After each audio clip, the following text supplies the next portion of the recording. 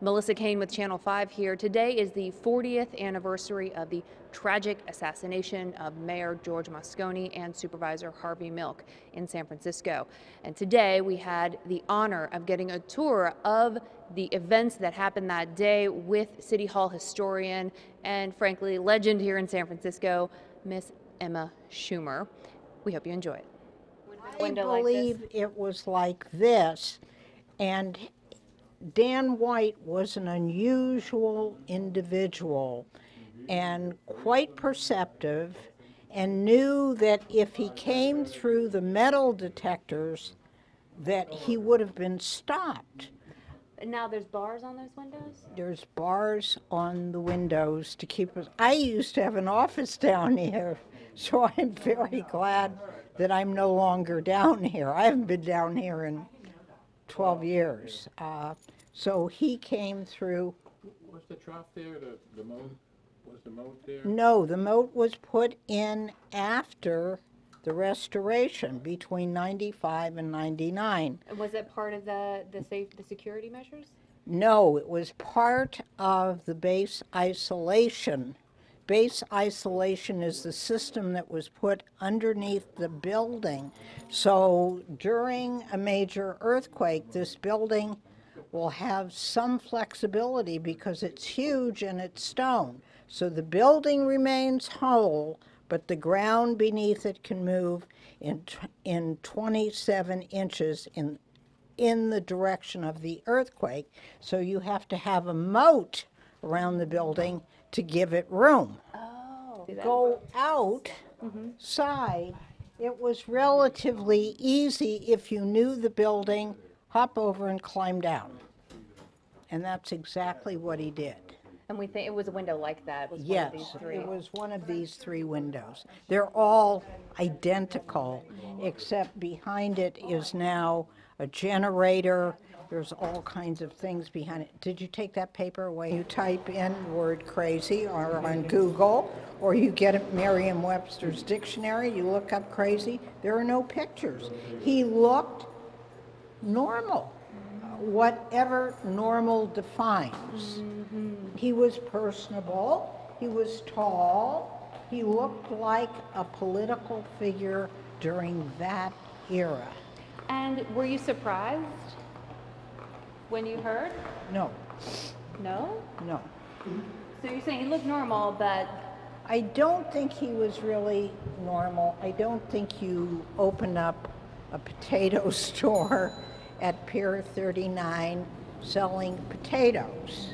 Wait, You don't hang know on. about that one? He opened a potato store. A potato store. He had a potato store. He and his wife opened up a potato store at Pier 39.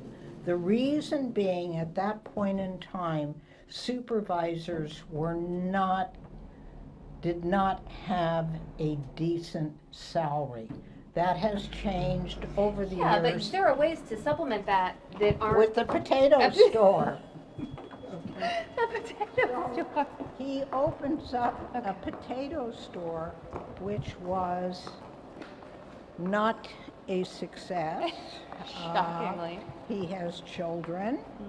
Therefore, he had to support all of this, and it was not working. So he comes up from the basement or the ground floor. No, you're correct. At the time, he came up from the basement. And came here. Can you walk me through what happened here? I mean, we don't have to go in if they won't let us. And you walk down this hallway. The hallway was called the Hall of Mayors. Gary, over here and quiet. You walk down this hallway, and the hallway is called the Hall of Mayors. Okay. There is a magnificent set of curved doors in the mayor's office. You open that up, you could have gone directly into, I would call it an anteroom, that Mayor Moscone was sitting in a chair. And that's where Dan White walked and fatally shot the mayor of San Francisco. Is the mayor in there? Could we go in for a quick shot? This office as well has not been reconfigured because we're in a National Historic Landmark. So the paneling on the walls, the light fixtures, several of the things, Mayor Breed uses the desk of James Rolfe Jr., the first mayor who in this building, and the mayor who told the citizens of San Francisco what they needed to build was a palace, not for the king, queen, emperor, empress, lowly prince or princess, but a palace for the people. And we are sharing today the People's Palace. Sonny Jim, didn't he kill himself?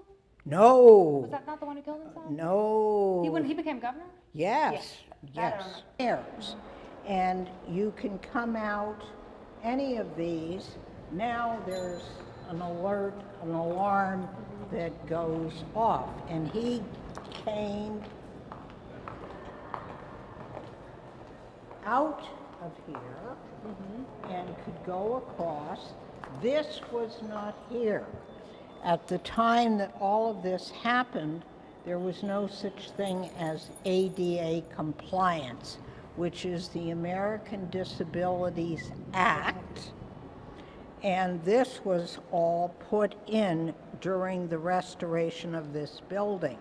Now, if you look very carefully, you will see that this is not permanent, meaning the original flooring is beneath it, so if modern medicine ever really does wonderful, wonderful things for the disabled community, then therefore you will be able to take this all away.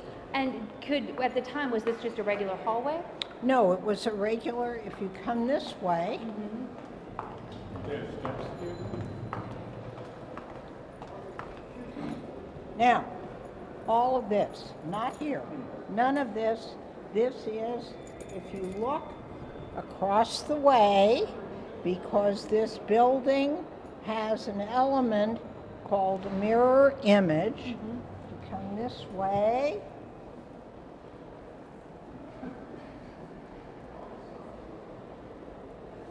You can look right over, and that's the way it was.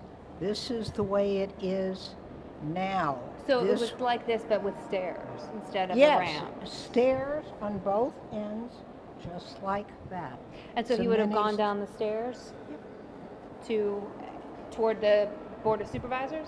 Towards the supervisor's office, not towards the chamber. Oh. Okay, so if you come up here,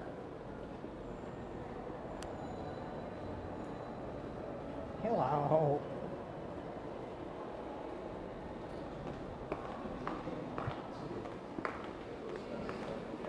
Okay, if you went to your right, that's the chamber, okay? Hi.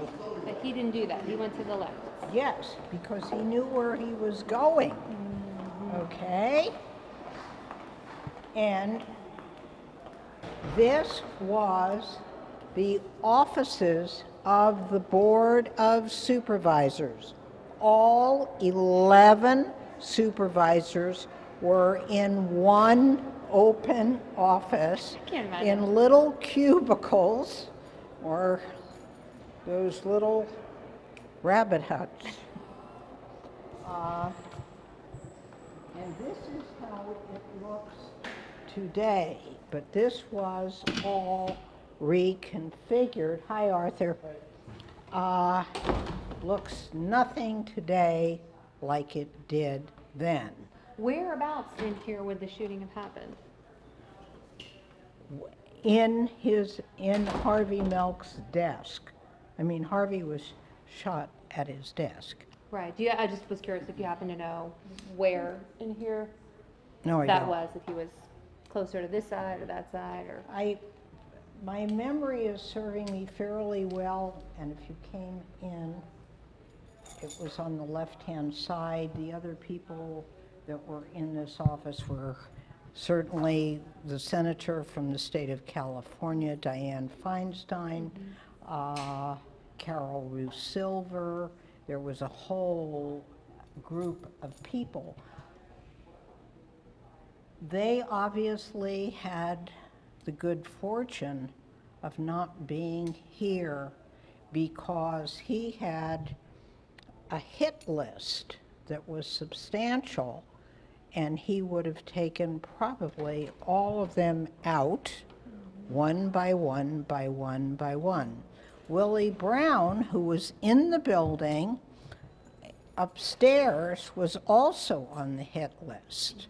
So it was an amazing, no one could have predicted this, I don't think, other than Dan White all of a sudden went over the edge. And we all have a certain level and then push us too far and we go over, hopefully not in an act of violence. And I don't think he knew how to control what he needed to control. I think he worked very hard on controlling one part of his life, and then everything went to pieces.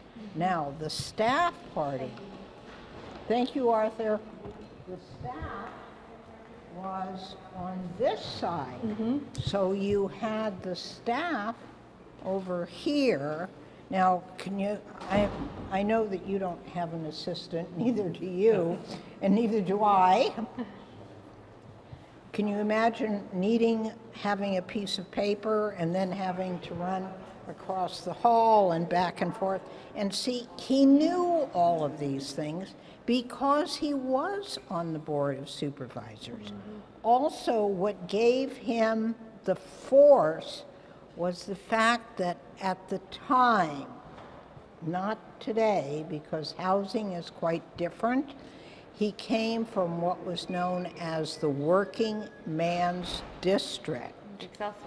Yes, and that the citizens or his neighbors and friends gathered all of their support and money to get him elected. So he had this whole thing going on in his head of disappointing them, extreme anger because his position, he believes, was taken away.